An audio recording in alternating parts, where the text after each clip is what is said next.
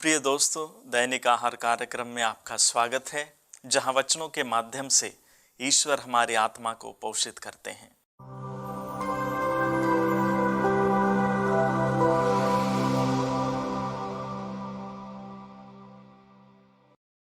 प्रिय दोस्तों, क्या आप किसी सुरंग से होते हुए गुजरे हैं? अगर किसी ने कोंकण रेलवे से यात्रा की है तो उसने यह जरूर देखा होगा कि किसी सुरंग के अंदर होना क्या होता है। वहाँ अंधेरा ही अंधेरा है। कम से कम कोंकण रेलवे की इन सुरंगों में तो बत्तियां लगी हुई हैं।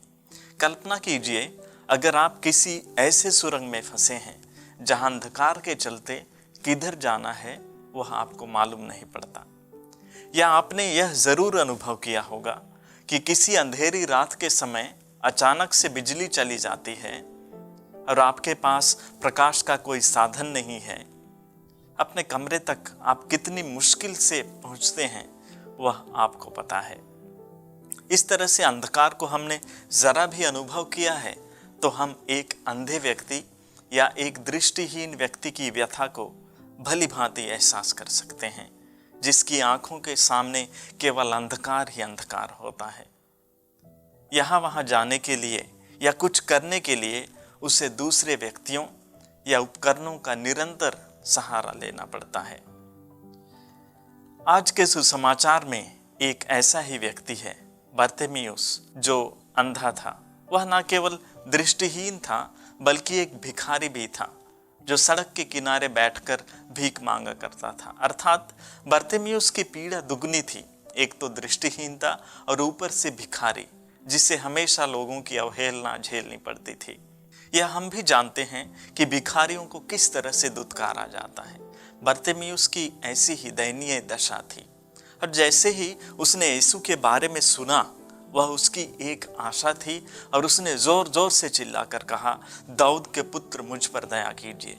लोग उसे चुप करने के लिए डांटते थे, लेकिन वह और जोर से चिल्लाता था, क्योंकि उसे पक्का विश्वास था कि यीशु ही उसे अंधकार से ज्योति की ओर ले सकता था।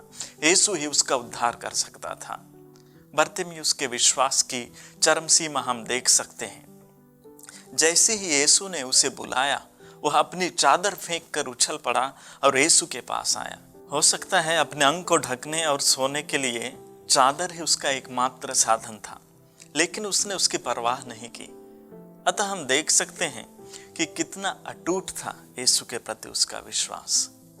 प्रिय भाइयों एवं बहनों, यह इसलिए संभव हुआ क्योंकि बर्तिमेयुस की विश्वास की आंखें उसके शारीरिक आंखों के खुलने से पहले ही खुल चुकी थीं, और विश्वास की आंखों ने यह देख लिया था कि यीशु ही उन्हें ज्योति प्रदान कर सकते हैं।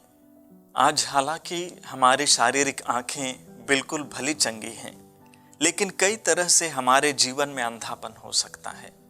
इस संसार में जीवन यापन करते समय हम कई चीजों के प्रति दृष्टिहीन हो सकते हैं। सच्चाई और न्याय के प्रति अंधापन, जरूरतमंदों की जरूरत के प्रति अंधापन, मानवीय मर्यादा के प्रति अंधापन, प्रकृति के प्रति अंधापन, भाईचारे और प्रेम के प्रति अंधापन। इस तरह से कई प्रकार की दृष्टिहीनता हमारे जीवन में प्रबल हो सकती है।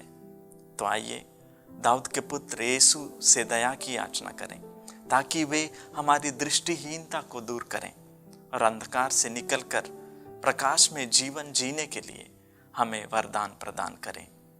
आमीन।